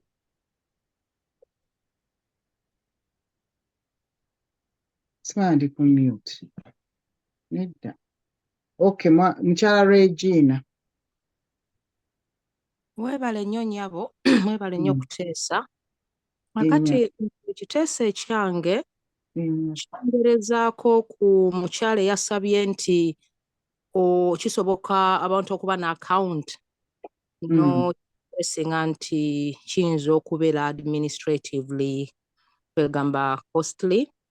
Nenteesa gamba nti what if twalocatinga numbers kubanga gye tweyongera obungi administratively kigenda kubeera very hard ate nga gafaanagana abantu mu bafamilies ezimu lwajja kuteeka ente oleme kumanya ani azitaddeyo so senga as you recruit members mubawa numbers muyinza okunoonya mukola unique identification number nemmanya nti bwe depositinze sente I put my number there as a reference nembeera ne nti guno omwezi nfunyeemu kanteekeyo kangi then ojja kuyamba omuntu yenna n'abakola account reconciliation okumanya zino sente zivudde wa gundi era senga tunaafiirwa abantu 5 naali already covered nekiyamba bali mu administration kubanga tujja kuyitirira obungi simanyi bwe mugenda kimanaginga amanya nagana ati n'ekibuuzo ekirala senga ndoza nina bye namisinzeemu ononsonyiwa nnyabo naye nsuubira membership ene coveringa muntu oyo yekka subscribe si bwe kiri bwe kiri okay so kale mbadde nyongera kugumiza nsonga eyo nti personal identification number ejja kuyamba nnyo kituyambe okusobola nga oteekeyo ssente nga oba osobodde omukisa guno tuleme gufiirwa gamba nti tulinde kufiirwa tuteekeyo ssente kubanga munnaffe gambye what if ndi mulwadde nemala emyezi 6 nga sikoze subscription ate okukomawo ne muddamu ate okunzizaayo emabega so nga ate wano ku beginning muyinza okufuna opportunity omuntu n'awaayo mu money master awo nabanga abamu baba na busy okufollowinga ebintu bino nga lwafunye obudde ng'atudde awali kwayi naga kino kankikole teekeyo ku ssente teekeko my unique identification number sa naakola reconciliation kimwanguyire ebya Yeah, nyabo tweyanzige. Yes, with every database, every record, there a unique identification that is a given. It's a mandatory primary key, so ejja kubeeramu. Tubeere nga tusobola okwawula abaana abamu babeera n'amannya nga ge gamu ne bataata baabwe oba bamaama baabwe, so ekyo kyo kijja kubeerawo. Ekintu ky'okuteekamu ssente omuntu ne mubeera n'omuntu ng'ali mu background okubanga asobola okumanya nti nno mukyala Regina Smith yateekayo pounds 10 yasasulira abantu be 10 mu future. Era saagala kuba promising heaven on earth. I want to be realistic. Yes, it's a very good idea to take on board. We'll see how it works. Naye saagala mutupotinge nti twabasaba mugenda tukolera kino ekintu ne mutakikola. And my reasons are, we need people who are committed. We need people who can come on board and give their time for free to be able to administer ebintu. It's like running a bank. So yes, banks is, we running, employing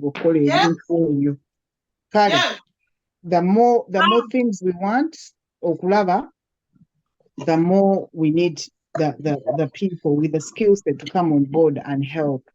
To be pushing away, yes, they are good to have. Naye mumanye nti waliwo downstream impact nti twetaaga abantu abagenda okujja okuyambako okubirwaninga. Kati saagala biba promisinga from day one kubanga biyinza obutabaawo.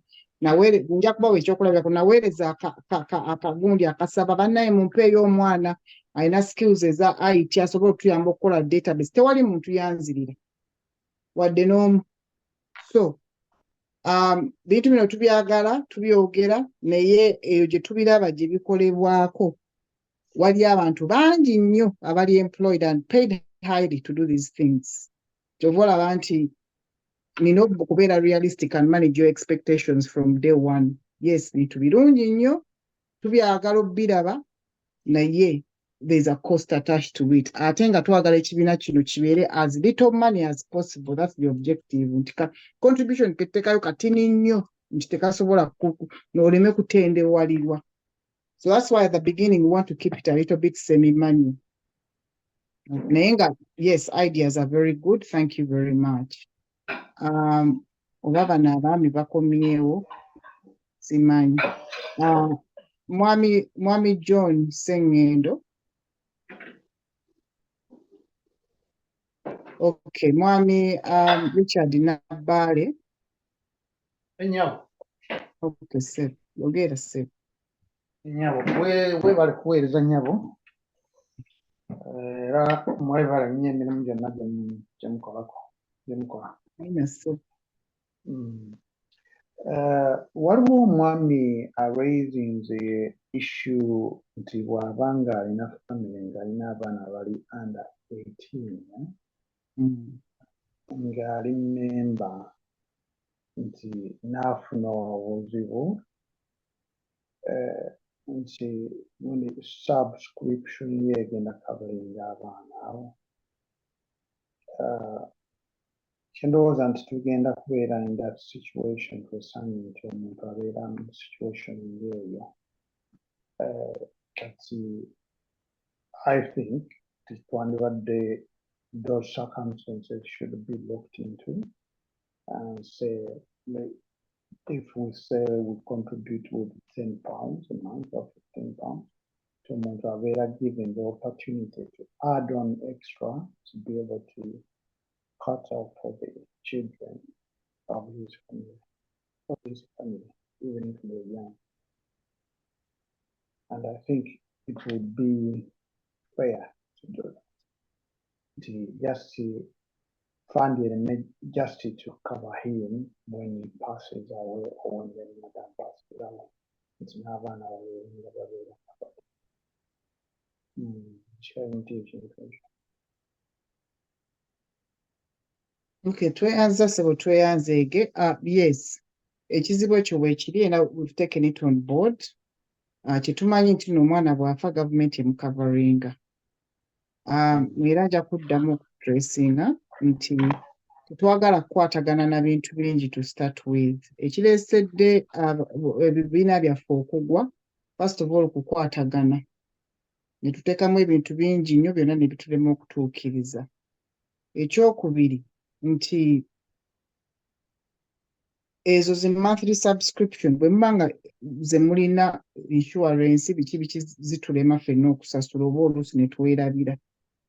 Tetwagala ziteeka mu gundi wano to start with. We want to keep it as simple as possible. Saagala mwerabire nti ebyo byonna bye musaba byetaaga people behind the back to work. Okukola abantu bano tujja kuba twetaaga okubasasulayo ku ssente. Ekibiina kino twagala okikipinga nga kiri as simple as possible. Yes, bamemba bajja kutuula bwe baba balaba nga ensawo zaabwe nga zibulungi nga bo bakkiriza tetusobola bagaana kubanga I've seen a lot coming out of ebibiina bwe biti ebitandise just member afudde n'olaba nga kikuze nga kiri bakola n'ebintu ebirala balina ne SACCO e Uganda balina biki ebyo byonna tubirabye. Naye to start with, we want to keep it as simple as possible. All the automation you want on top of everything needs to be paid for. Okujawo nga muleese abaana oba abantu abakulu abali mu industries egi ali ready to put up their hand n'angamba mukyala Kitandwe nze wendi I'm committed, I'll come and help you build this thing. That is all I need to hear.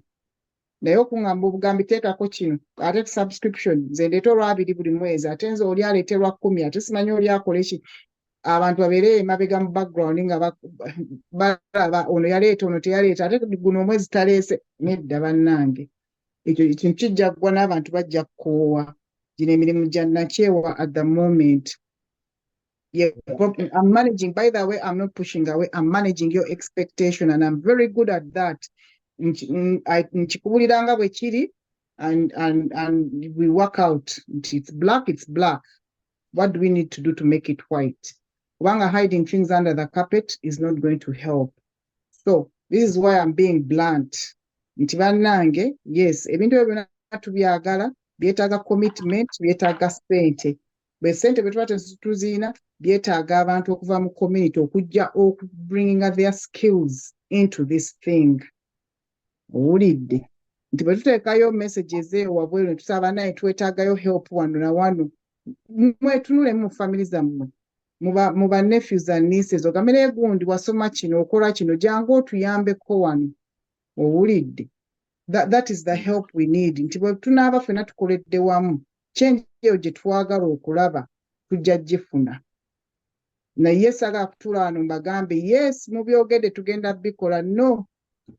Saagala kibalimba because I'm technical, that is my field and I know what it takes. It's taking an angle. Yes, sir.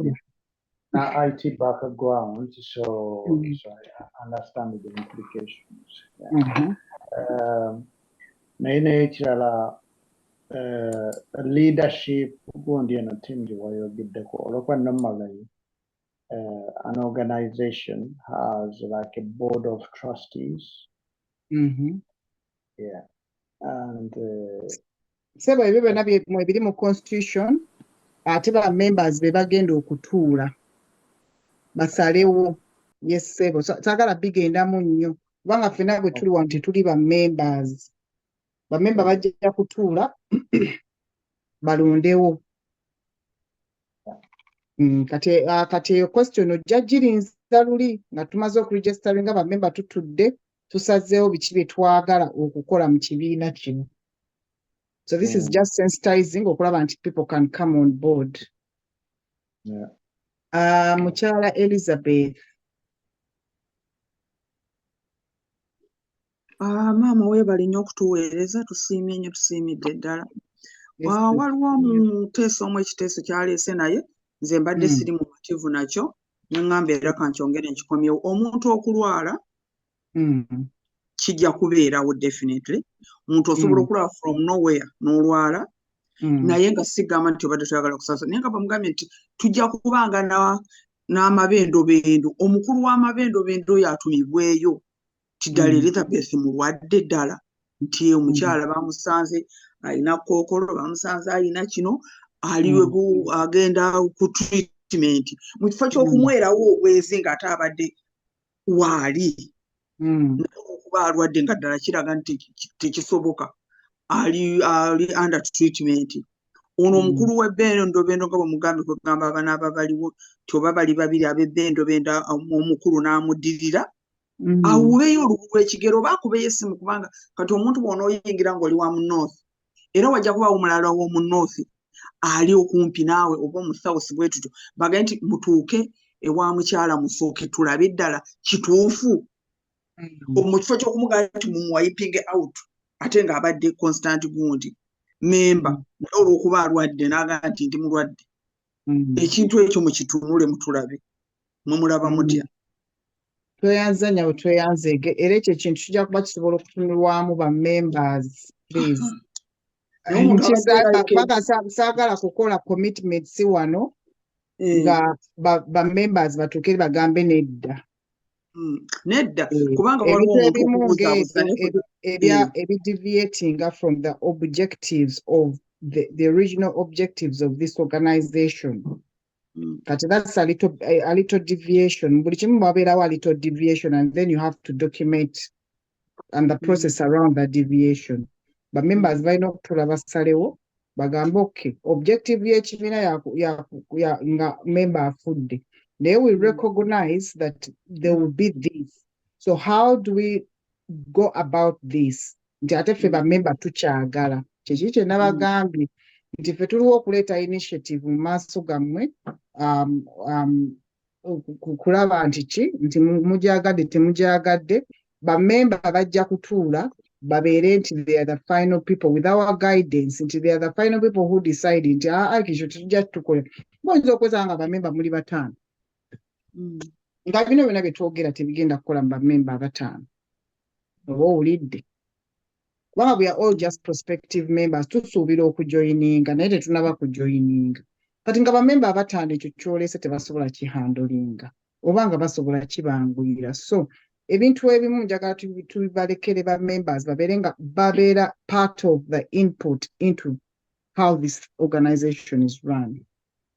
So sijja kubawa answer nti ye tujja kikola oba nedda naye nga kyenzizaako essira nti objective yakubeera ki nga member afudde eyo temugyeraba. That's the main objective. Any deviation from it will be we'll go through that process. Member members baje accepting it. They put a process around it, how it will operate. Ebeere ngeri eyingidde mu kintu. Mukyala Joseph obaani sokwe wali sikulaba mukyala Joseph Kibuuka. Mukyala Joseph Kibuuka. Neyanzizanya webale nnyo webale presentation yabadde nnungi nnyo n'ebyogendoddamu. Nyongereza ku kino ekya contributions feature contributions and subscriptions. Nyinza okubeera nga nina ba family members bataano nga nsazeewo bonna basasulire emyaka 5 mu maaso eyo. Naye mbadde njagala kumanya olw'okuba ebintu bino ogambye bya nakyewa tewajja kubeerawo nti oba ajja kifollowing oba administrator oba kugamba gino kuba tujja kuba bangi okumanya nti ono yafudde ono yavuddeko. So kyembuuza nti people tulina okufoninga ine tugamba naye nateekayo sente maaso eyo naye ono yawumudde kati nga sigamba nti zijjayo zibeereyo such that olw'okuba emyaka giri 5 nyinza okwerabira maaso eyo such that time etuuka nti tebanzigyako kuli members gundi ne bagamba okuba sente ezo zaali maaso basobola oziteekayo nga zigenda kubeerayo era nga zegattako kuba future ku myaka 6. So my question is ffe nga bamembers era ffe tulina okubeera nti we are updating okumanya kiki ekigenze maaso oba tijja kubeera nti waliwo akigoberera oba ekintu ekityo in terms of okugoberera future payments ne waliwo omudde nga family member so that payments zisigala nti no ziri in line ne nga bwe tuba tuzikozese mu ngeri ya subscription ne contributions zibeere kubeera nga mispayment nti omuntu avaako. Will there be someone following it oba ntigere kakyeŋŋamba? Nnyabo nkitegeera ky'ogamba kati I think kino ekibuuzo kizze nnyo kati ate golese na 5 years. Bwe musasula insurance njagala mu picturing ekintu kino and we are just collaborating here. Then njagala muna mu picturing. bwe bakugamba nti insurance yo ya paundi 200 buli mwaka ey'emmotoka, oyinza okusalawo n'ogamba nti ngenda kusasula by direct debit buli mwezi nensasula paundi 2 whatever, oba n'ogamba ngenda gisasula in one go. Emabega eyo gw'osalawo busazi wano mu maaso, but emabega eyo wabeerayo abantu, human beings, wabeerayo system, wabeerayo ne human beings that are managing your account to make sure nti etuukiriza ekyo ky'oba okkiriziganyiza mu agreement. Kati kye mugezaako okuleeta wano mu kino ekintu kya bereavement is the same thing. Nti nze nja kwerabira, nja kubawaza myaka 5, nja kubawaza myezi, musalewo munzirire nga account yange eri empty. For us to be able to do that, there will need to be somebody emabega eyo okumakinga sure nti ki account zonna ntereevu. We could employ an accountant, era ne accountant si ba bwereere kubanga kati nabo services zayo za kusasula. So this is why I'm saying that I'm not pushing these ideas away, but I'm managing your expectation. Bintu birungi nnyo bye muleese byonna birungi, naye are they achievable? Obusente obwo obutono ennyo bwe twagala contributing, are they achievable? Okujjawo nga tugamba mbu tugenda kukola organization, yes, okujjawo nga tugenda kukola organization ebeere full-fledged insurance company. Naye banga teri full-fledged insurance company, ng'ate tulina abantu bannakyewa, naye ne b'okuba omulanga banange somebody come forward, can you help me? Watabaawo. You can't see these things. And this is why I'm saying, come and be part of the change you want to see. Birowoozo birungi nnyo naye ekizibu kyakuba nti ki resources ne skill set ekyali ntono nnyo. Ngenda kusooka mpeemu kuba tumala ku 4 o'clock. Ngenda kusooka mpe abatannaba kwogera, then ndyoke nkomewo ku abo aboogedde. So ngenda kuwa join Alex Sengendo, mwami Sengendo. Neyanziza nnyo nnyabo bakati mpolitika. Nkutukuwulira bulungi nnyo ssebo. Nansonyiwa nafunyemu obuzibu awo. Weebale nnyo nnyabo okukubiriza olukiiko luno. Ne ba-members mwenna mbalamusizza.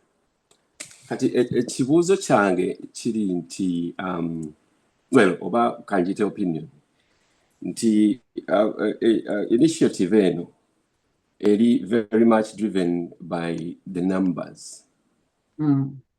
Obungi bw'abantu bwe bujja okusobozesa ekintu kino okugenda mu maaso successfully. Kati ne nsooka nembuuza nti strategy ki gye mulowoozezzaako ey'okusobola okuyingiza abantu mu kibiina kino? Sebe ekibiina owekitiibwa akyogerako ku Buganda Dinner, ate era n'ekyatugenze tukyogerako nga tuyita ku mikutu. Bwe tunaamala tujja kuba tusobola okugenda mu mabendo twogere, amabendo ganaaga organizinze, twongere okukikkaatiriza at the ground level eri abantu, naye nga emikutu nagyo gikola kinene okusobola okukola ki okutambuza message eno. Ate n'ekyatulirayenga ne kummwe abazze ne muwulirako ne musobola okukola ki okwongerayo amawulire gano ssebo. So those are the strategies we are using ssebo. Jan Solicitors yavuddeko. Nga baatubuza eddakiika ntono naye mbadde nakano njagala kayisaawo. Twagala okubasaba bannange, twebaza bannange omulimu gwe mukola.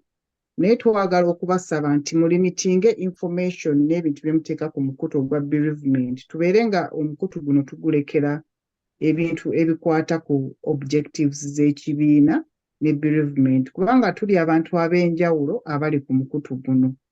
Ngenda basaba bannange twefuge nti era going forward ekintu kyonna kye tunaaba tutaddeko nga tekiggwa mu objectives z'ekibiina tugenda kidiriitinga. Naye temutunyiigira bannange.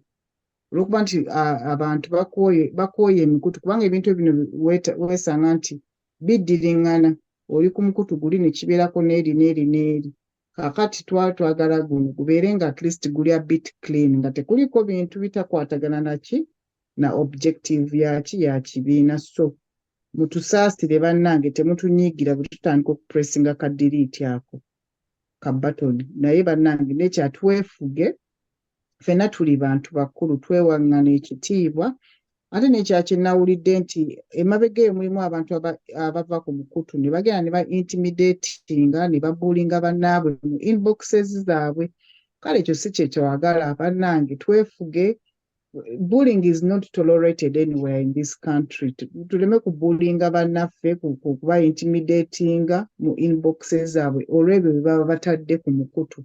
Ninaffe abateeka ebintu ku mukutu twefugemu tubeere bantu bakulu kubanga jjukira tugenda kutandika kuleetako abaana baffe banaalaba abazadde baffe banange baba batya.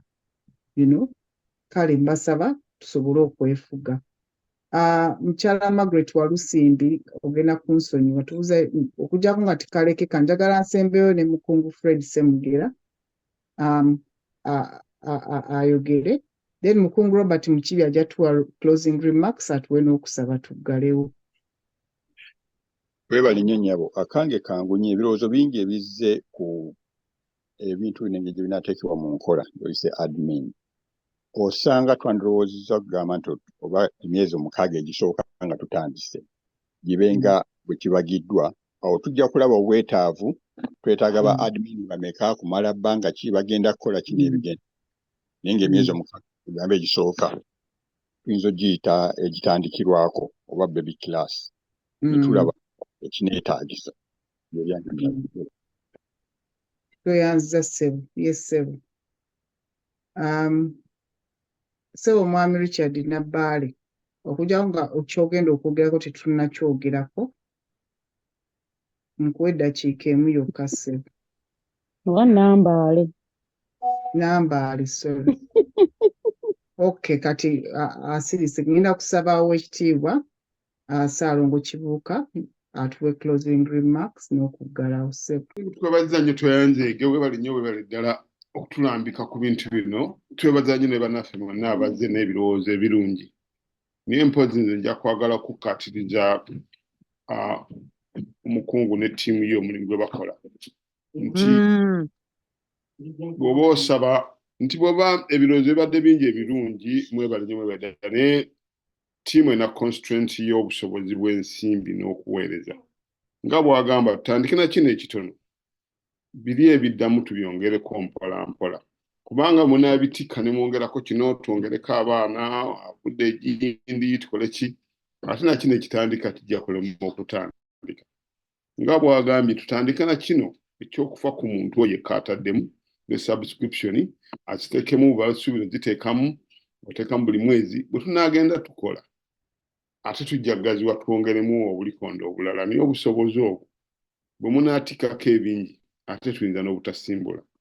Njagala nnyo okubeebaza nnyo okuba nga muzze ne muwuliriza n'okuba nga mutaddeyo omwoyo ku nsonga eno. Naye neebaza nnyo Omukungu Kitandwe ne ttiimu. Omulimu guno bannaye si mwangu. Ojja n'obinnyonnyola nga babinnyonnyodde naye ate essaawa ezigendamu okubiteekateeka ziba mpanvu nnyo n'okusinga zino z'amalanga yogera. Kale Mukungu Kitandwe tukwebaza nnyo ne b'okola naye. Mwebale nnyo mwebale ddala. Sigenda kusaba ngenda kwebaza bannange. Amiina ssebo. Bannange twewombeeke twebaze. Ayi Mukama Katonda waffe tukwebaza akaseera kano k'otuwadde. Kwebaza abantu b'otusindikira mu bulamu bwaffe okutuyamba n'okutulaga eyo ebirungi ebirala etambuza mu bulamu bwaffe. Weewaawo ensonga gy'etemu eno ate si ya bulamu naye weewaawo tusaba nti ebirowoozo byonna by'otuwadde ebizimba byonna tubitambuze ate bisobozese okukola ebyo ebiyamba bannaffe naddala nga batuuse mu kaseera ako akazibu ennyo. Twongera okusaba otuweereze mwoyo wo atuwe amagezi agatwala byonna byetuteesezzaako mu maaso ate era naddala otuwe abakozi mu nnimiro eno gye tugenda okutandika okukabala abakozi abakozesa omwoyo omulungi abaagaliza bannaabwe ate era banaatuyamba okuggusa ekintu kino kye tutandise byonna tubisaba bitandikire mu ggwe bitambulire mu ggwe era bikomekerekeze mu ggwe ayi Katonda waffe ow'ekitiibwa ennyo amiina tweyanzege banaye temwerabira tujja kutandika okuyisa obulango okujja okuyita mu constitution yaffe eyo draft gye tukoze okusobola okwongera mu gundi okulaba obuwaayiro obwo bwe tutaddemu naye mwongere okukubiriza abantu bajoyininge nga bwe mulabye the more people the less the premiums. Tetwagala kukola kintu kigenda tutendewalirwa, twagala okukola ekintu ekiri as simple as possible. Tweyanzizza wetaavu nga mulina abaana baffe bakuze nga basobola okujja okutuyambako bannange mutubuulire wiiki ennungi ejjudde emikisa gya Yesu Kristo. Thank you so much.